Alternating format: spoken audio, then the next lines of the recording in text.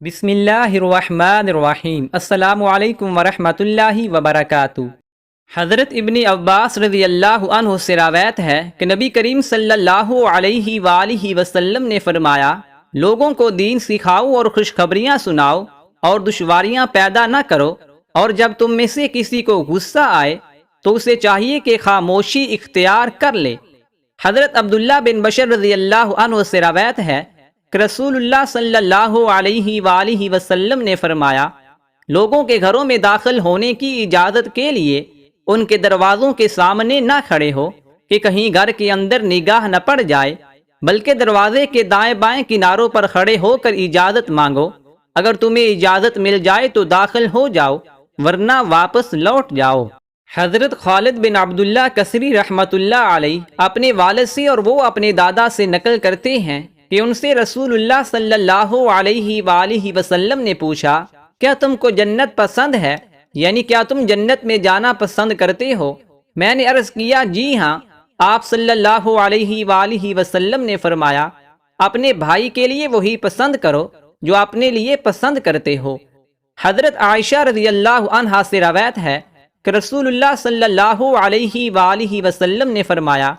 جب کسی مسلمان کو کانٹا چبھتا ہے یا اس سے بھی کوئی کم تکلیف پہنچتی ہے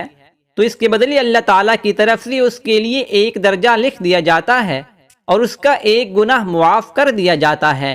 حضرت حذیفہ رضی اللہ عنہ سے روایت ہے کہ نبی کریم صلی اللہ علیہ وآلہ وسلم نے فرمایا، تم سے پہلے کسی امت میں ایک آدمی تھا، جب موت کا فرشتہ اس کی روح قبض کرنے آیا اور روح قبض ہونے کے بعد وہ اس دنیا سے دوسرے عالم کی طرف منتقل ہو گیا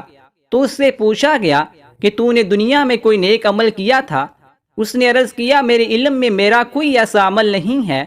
اس سے کہا گیا کہ اپنی زندگی پر نظر ڈال اور غور کر۔ اس نے پھر عرض کیا، میرے علم میں میرا کوئی ایسا عمل نہیں ہے سوائے اس کے کہ میں دنیا میں لوگوں کے ساتھ خرید و فروخت اور لین دین کا معاملہ کیا کرتا تھا،